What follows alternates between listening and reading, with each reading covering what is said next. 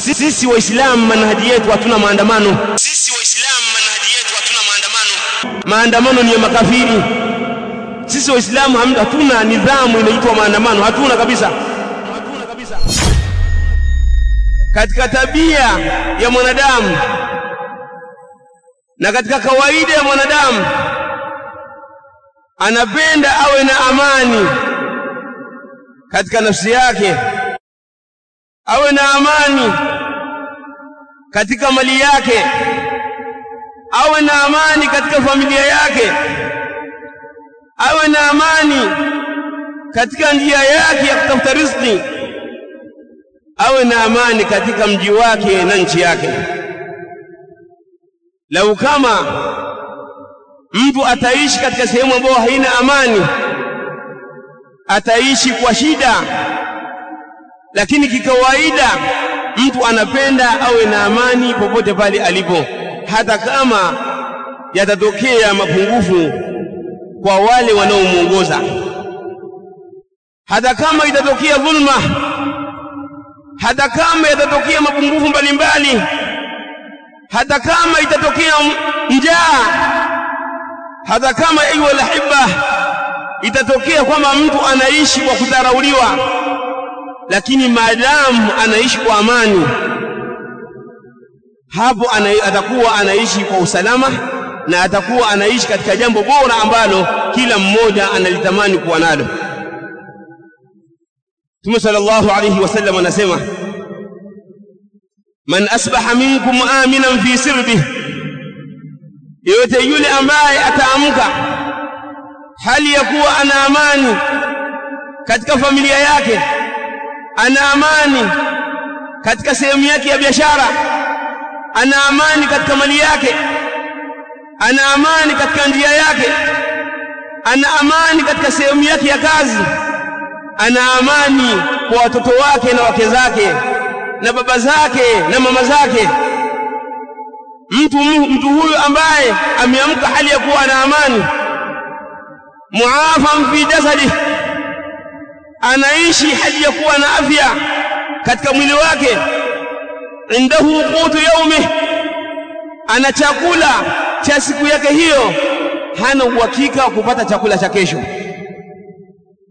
Ana chakula cha siku ya leo, lakini chakula cha siku ya kesho hana. Mtu huyu Mtume sallallahu alaihi wasallam anasema, fakaannama hizat lahu dunya, huyu ni kana kwamba amepewa dunia yote.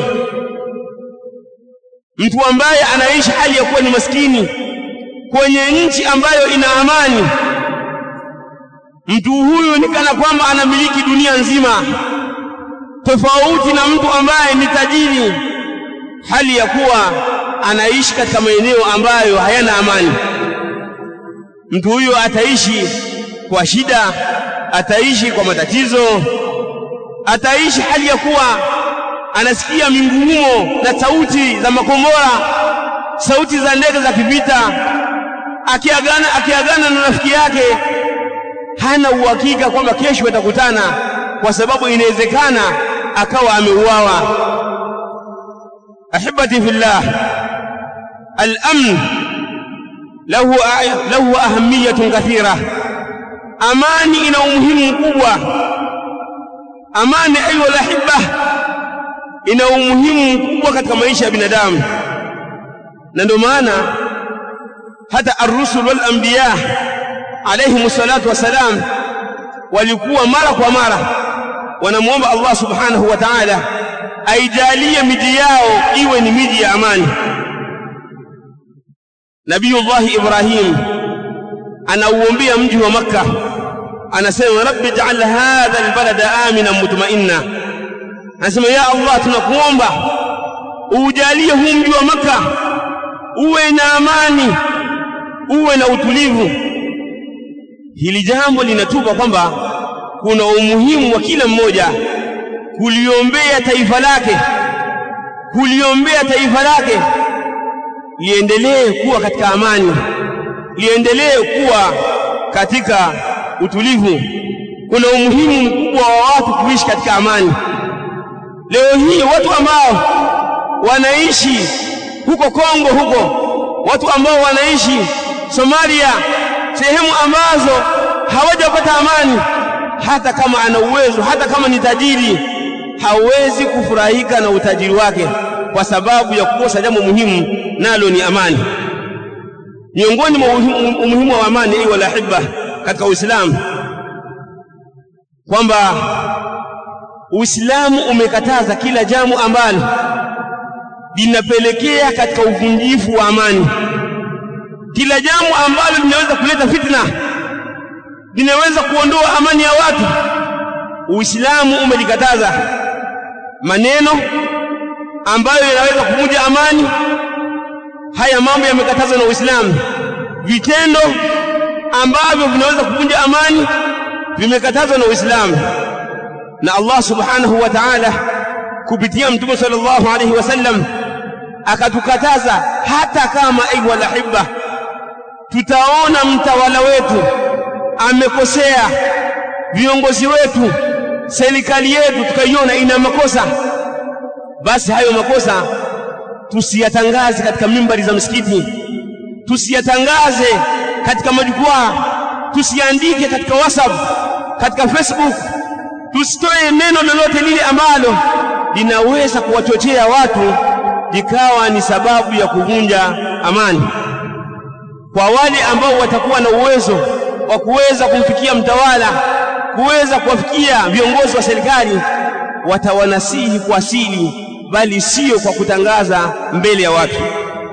Anasema Mtume sallallahu alayhi wasallam katika hadithi ambayo ameipokea al-Imam Ahmad bin Hanbal rahimahullah, man arada an yansah lidhi sultan, yoyote yule ambaye anataka kumnasihi mtawala fi amrin, katika jambo ambalo anaona ni makosa, ukaona kwamba mtawala wako ana makosa, kuna mambo ambayo yanaendelea ni ya kimakosa, unahitaji hayo mambo yarekebishwe, Mtume sallallahu alaihi wasallam hakwambii kwamba hiyo message uitume ukiwa juu ya mimbar, hakwambii kwamba uandike barua uiweke katika mtandao, hakwambii hivyo alayhi salatu wasalam. Anakueleza alayhi salatu wasalam kwamba usidhihirishe hizo nasaha. Hili jambo ambalo mtawala amelikosea usilidhihirishe. Anasema fala yubdihi alania, asilidhihirishe kwa uwazi, asilitangaze kwa watu, lakini afanyeje? Lakini liyakhudha biyadihi, au kamate mkono wake, fayakhlu bihi, amweke pembeni huyo mtawala, amnasihi, akikubali alhamdulillah, atakapokuwa amekataa, atakapokuwa amegoma huyo mtawala, fa in qabila minhu fadhaka, ikiwa atakubali, naam, hilo ndio jambo ambalo linatakiwa, wa illa kana kad adda alladhi alayhi lah, kama atakuwa amegoma, usiende kutangaza kwamba jamani nimemnasihi rais, au nimemnasihi kadha, au nimemnasihi fulani na fulani, akawa hajakubali, ni mkaidi wama ila dhalika. La, kimya, lazima uwe kimya. Kama umemnasihi yeye amegoma, wewe huna uwajibu isipokuwa kufikisha, na tayari ushafikisha, umemfikishia yeye. Akikubali alhamdulillah, na yeye kama amekataa, basi atajuana na Mola wake siku ya kiyama. Fala yunsahu sultan bilmudaharat, mtawala hanasihiwi kwa kuandamana. Sisi waislamu manhaji yetu hatuna maandamano. Maandamano ni ya makafiri. Sisi waislamu hatuna nidhamu inaitwa maandamano, hatuna kabisa. Wala yunsahu ala almanabir, na wala mtawala hanasihiwi juu ya mimbari, haifai. Bali mimbar kama alivyoelezea al-allama Salih ibn Fawzan al-Fawzani hafidhahullah katika kitabu chake Sharh al-40, ameelezea kwamba hizi mimbar zilikuwa zinatumika kwa lengo la kuwaombea dua watawala. Maulama na masahaba wa Mtume sallallahu alaihi wasallam walikuwa wanaombea watawala juu ya mimbari za msikiti, walikuwa wanaombea watawala katika hadhara za Eid, walikuwa wanaombea katika sehemu mbalimbali, wanaombea watawala. Kuna maneno mashuhuri ya al-Imam Ahmad bin Hanbal na al-Fudayl bin Iyad kuhusiana na swala la kuombea watawala. wanasema rahimahumullah tabaraka wa taala kwamba law anna li da'watan mustajaba, lau kama mimi ningejua kwamba nina dua yenye kujibiwa, la ja'altuhu lisultan, basi hiyo dua au la ja'altuha lisultan, hiyo dua ningeijalia kwa ajili ya mtawala. Wakamuuliza, kwa nini usijalie kwa ajili ya nafsi yako? Akasema, nikijiombea mimi mwenyewe hii ni ya kwangu, lakini nitakapokuwa nimemwombea mtawala akatengamaa akawa mwema, atiyafanya mema kwa ajili ya raia, na mimi mwenyewe nitakuwa nimeweza kufaidika na dua hiyo. Lakini nitakapokuwa nimejiombea mimi mwenyewe nafaidika mimi peke yangu. Nitakapomwombea mtawala akawa mwema, akawa na maono yaliyokuwa mazuri, basi la shaka kwamba raia wake atawafanyia mambo yaliyokuwa mazuri.